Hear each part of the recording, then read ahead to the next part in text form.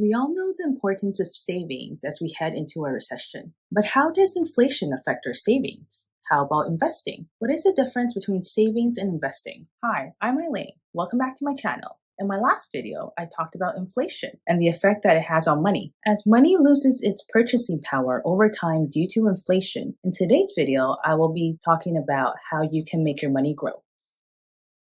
Saving is putting money aside gradually, typically in a bank account, so that it is available when you need it. Usually it is for a short-term goal or saving for emergency. Generally, it has high liquidity, so you can withdraw your money whenever you need it. It has relatively low return, but there is typically no monthly fee on savings account. Therefore, the cost for you to save is minimal to none. For example, a regular savings account at most Canadian banks will give you 0.01% on your savings. You could earn a bit more with a high interest savings account that would give you 1.5%.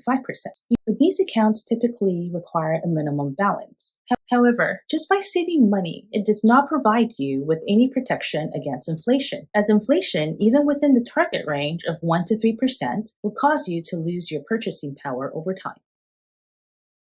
With investing, on the other hand, you're using your money with the intention of having it grow by purchasing assets that might increase in value, such as stocks, mutual fund, or even real estate. It is usually used for long-term goals, such as paying for your child's education or planning for retirement. It gives you the opportunity to earn a higher return than a savings account, but it also poses a greater risk and does not guarantee a return. It is possible for you to lose some or all of the money you invested, at least in the short term, as the value of the asset fluctuates. Also, it may not be as liquid as a savings account, since it can take a few more days for you to access your money. Over time, the S&P 500 stock index has a return of about 10% annually, though the return can fluctuate greatly in any given year. Generally, you will want to let your investment stay in an investment account for at least 5 years, so that you can hopefully ride out any short-term declines. So investing should be used for long-term.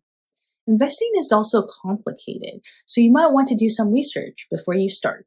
Cost of investing can also be higher than savings, as brokerage accounts often charges fees. But many brokers offer free trades now. Product that I consider to be in between savings and investing is called Guaranteed Investment Certificates, or GIC. Banks do consider GIC as an investment product, but it has saving characteristics. GIC offers a higher interest return than a savings account.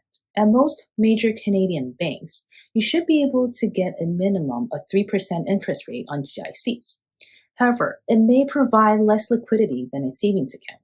There are 3 types of GICs: cashable, redeemable, and non-redeemable. For most cashable GICs, though, if you are to withdraw your money within 30 days, you will not earn any interest. You will need to leave your money in GIC for at least 30 days until you begin earning interest. Redeemable GICs have flexible terms with the ability to cash it before it matures, typically at a reduced interest rate. The non-redeemable GICs are not cashable until they have matured and has a term range from 1 to 5 years. Non-redeemable GICs typically offer a higher interest rate than the cashable or the redeemable GICs because once you put your money in, you're not seeing it until the term ends. So this may be a great option for individuals who are not ready to invest their money but want a higher return. Keep an eye out for an upcoming video on GICs.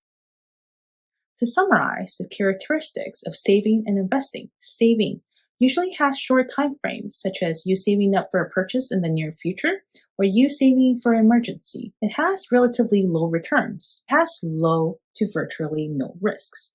Your money is protected by the Canada Deposit Insurance Corporation if you're in Canada, or the Federal Deposit Insurance Corporation if you're in the US. It is relatively straightforward and easy to do. It is not expensive because there are minimal fees. It usually has high liquidity, so you can withdraw your money anytime. You're also able to know how much interest you will earn investing. The time frame for investing is typically longer, usually 5 years or more. The return on investing could potentially be higher or lower depending on the market. Risk varies with investment, but it has the possibility of you losing some or all of your invested money. It is harder than savings, so it requires some research. Cost varies depending on the fund expense ratio, but generally it is higher than savings. Liquidity is generally moderate to high, though you may not get the exact amount you put in depending on when you cash out. You'll also not know exactly how much you will earn. You're not sure whether it is time for you to start investing or if you should focus on saving. The answer depends on your goals, risk tolerance, and financial situation. If you found